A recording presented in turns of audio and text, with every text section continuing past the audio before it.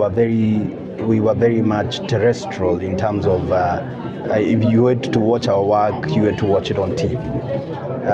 The digital technology, the digital space has now created more space for art and for creativity to thrive.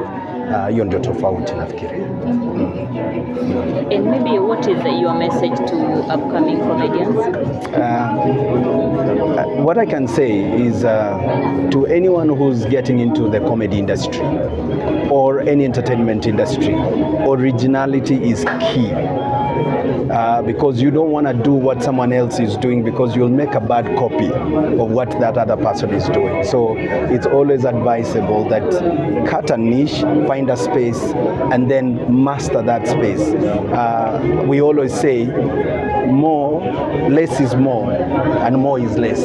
So you don't have to oversaturate what you're doing. You don't have to diversify, but you can focus and be the best that you can in any area that you're doing. Yes. The other day I had an interview with MC Jessy, and he was requesting the president if the creators can have a leader in government. What is your take on that? Are you asking if the creative can have me as their leader in government? Is that is that question? Of course, we've got aspirations, and what I can tell you is, one of us in office already, as it is, we occupy positions of leadership, positions of influence, and so we are using those positions to create legislations, policies that protect the art industry.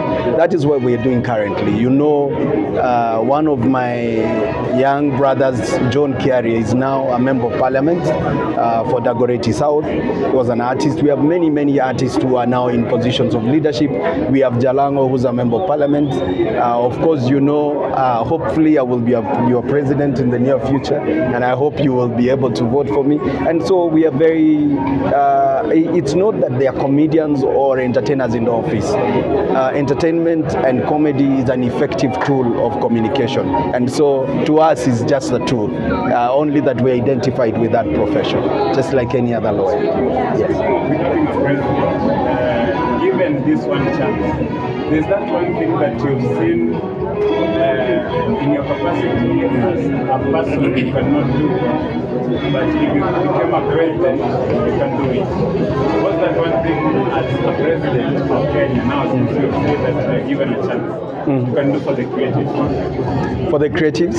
That's a very specific question. I think everything boils down to one thing.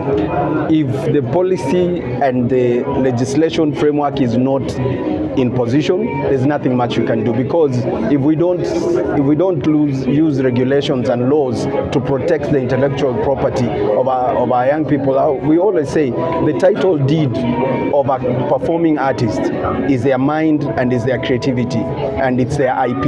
And so if that is not protected, then we are not protecting them. So I guess that is one of the spaces that I know is not well catered for, even in the current administration. So we hope, as we continue to negotiate with even those who are in office today, we can be able to protect the intellectual abilities of our artists. There's an issue, I think, in the US and many other countries, that you cannot use someone's image, you cannot use someone's footage without seeking for permission or buying the content. In Kenya, that is so normal for Kenyans. They just go to your page, pick your image, and go using it. I think that needs to be also brought to Kenya's right and be able to help creatives to monetize their, everything that they own. I think it's a collective responsibility between all of us, that is the artists themselves, because there's an aspect of sensitization and having right information that is a challenge. And so I think it's a case of all of us having the right information, the artists being sensitized with the right tools and information of how do you protect your work. And for those of us in offices, to put laws and regulations that are stringent to protect that that we are talking about, and you as a consumer to know that enyewe hiyo ndio kazi huyo jamaa anafanyia, so to protect and respect it. So I think it's a collective responsibility, but tuko na tabia mbaya as Kenyans, all of us, and I guess it will take some time, but with the right information and education, civic engagement, it will be better.